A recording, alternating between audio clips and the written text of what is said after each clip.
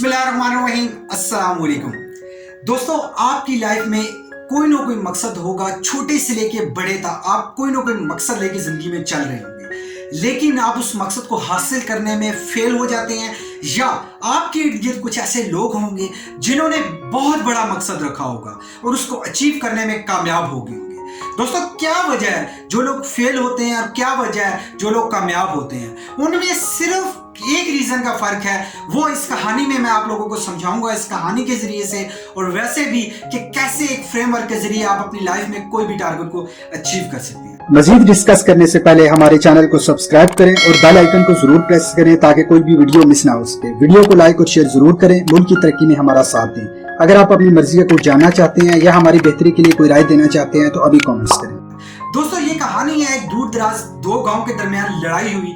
उस लड़ाई में कौन जीता कौन हारा फैसला नहीं हो पा रहा था। तीसरे गांव को इन्वॉल्व किया गया तो फैसला ये हुआ कि दोनों के दरमियान एक घोड़ों की रेस करवाई जाए। जो जीत जाएगा वो हारने वाले को जो भी पनिशमेंट देगा उसको कबूल करनी होगी। तो दोस्तों, वहां पे ये हुआ कि जब रेस शुरू होने वाली उससे पहले प्रिपरेशन हुई तो देखा गया कि एक गांव के पास आला नस्ल के घोड़े थे, एक गांव के पास कोई घोड़ा नहीं था।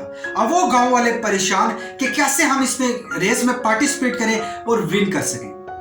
दोस्तों, वहां पे बहुत ही आप लोगों की तरह कोई ऐसा समझदार बंदा मौजूद था जिसने कहा कि एक गधे को घोड़े की रेस में शामिल कर दिया जाए, हम लोगों ने पार्टिसिपेट तो करना, हमारे पास सेकंड कोई ऑप्शन नहीं है। फिर इसको लास्ट ऑप्शन समझ के उसको एग्री किया गया कि चले गधे को घोड़े की लुक देके उस रेस में शामिल कर दिया जाए। दोस्तों, मरता क्या ना करता, घोड़ों की रेस में गधे का जीतना नामुमकिन था।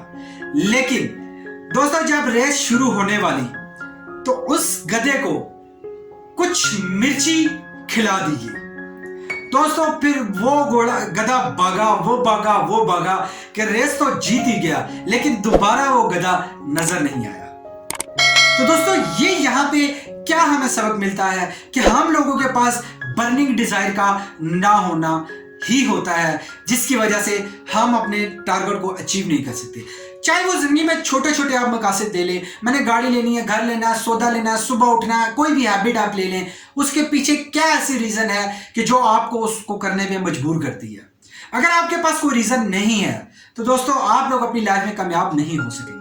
आपको बर्निंग डिजायर के लिए आपको फ्रेमवर्क देने वाला हूं। वो फ्रेमवर्क ये है कि आप अपनी कोई मकसद रखें जिंदगी का, उसके पीछे 5 ऐसी रीजन, 5 नहीं तो 3 ऐसी रीजन जरूर रखें।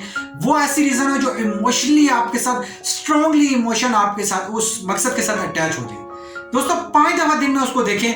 वो इमोशन आपको सोने नहीं देंगे, वो इमोशन आपको डिस्ट्रैक्ट नहीं होने देंगे, वो इमोशंस आपको लेके जाएंगे आपको कामयाबी की तरफ। तो दोस्तों, उम्मीद करता हूं कि छोटे से कंसेप्ट से आप ये समझ सके होंगे कि बर्निंग डिजायर ही हमारी लाइफ में कामयाबी और नाकामी की वजह बनती है।